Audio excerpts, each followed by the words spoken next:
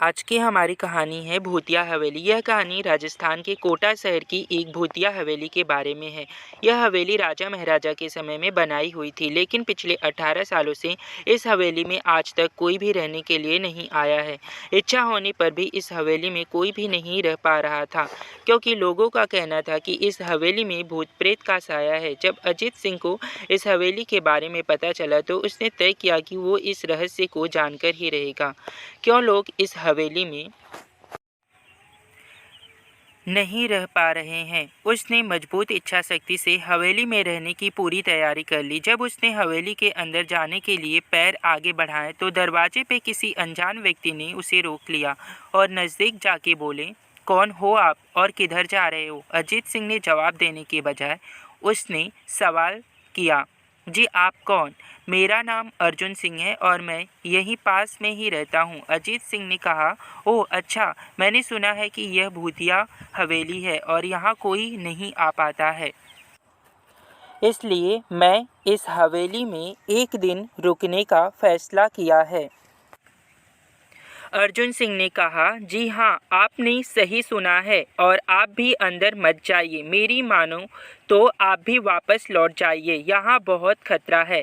यह सुनकर अजीत सिंह खुश हो गया, जैसे उन्हें कोई लॉटरी लग गई हो। अर्जुन ने उसकी खुशी को देखकर बोला, आप क्यों खुश हो रहे हो? आपको तो भूत का नाम सुनकर डर लगना चाहिए। शायद आपको पता नहीं होगा कि मैं भूत प्रेत में काफ़ी दिलचस्पी रखता हूँ। अगर इस हवेली में भूत है तो मैं अंदर जरूर जाऊँगा और सारी सच्चाई का पता भी लगाऊँगा। इतना कहकर अजीत सिंह उस हवेली में चले गए। अंदर जाके अजीत ने अपनी बैग को साइड में रखा और हवेली के चारों ओर देखने लगा। सारे रूम भी चेक कर लिए। बाद में ड्राइंग रूम में आके सोफे पर बैठ गया। उसने वहाँ बैठकर दारू के 2-4 पैक भी पिए। वहीं अचानक उस रूम में लाइट का एक बल्ब चालू बंद होने लगी, लेकिन अजीत ने उस पर ध्यान नहीं दिया। थोड़ी देर बाद दूसरा बल्ब चालू बंद होने लगा। फिर तो हवेली की सारी लाइटें चालू बंद होने लगीं। यह सब देखकर अजीत अपनी जगह पे खड़ा हो गया और संपूर्ण सावेचित हो गया। अचानक उसके सामने एक छोटा टेबल हवा में उड़ने लगा। करीबन 6 फुट हवा में ऊपर जाके गोल गोल घूमने लगा और बाद में अजीत की ओर तेजी से आने लगा। अजीत ने तुरंत ही अपनी जगह बदल दी और दूसरे ओर चला गया और वो टेबल वहीं जाके गिरा जहां अजीत खड़ा था।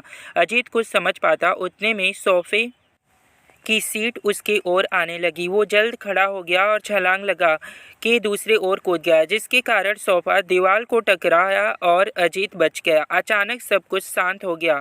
अजीत ने चारों ओर सतर्कता से देखा और बड़ी आवाज में बोला, तुम जो भी हो सामने आकर के बात करो।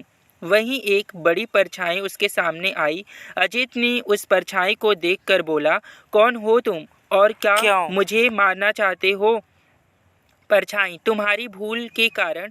अजीत, मेरी भूल? मैंने कौन सी भूल की? परछाई, इस हवेली में आने की भूल।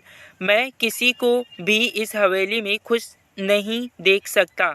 अजीत, लेकिन क्यों? वो परछाई जवाब दिया, आज से 18 साल पहले इस हवेली के मालिक ने मुझे यहीं पे ही मार डाला था।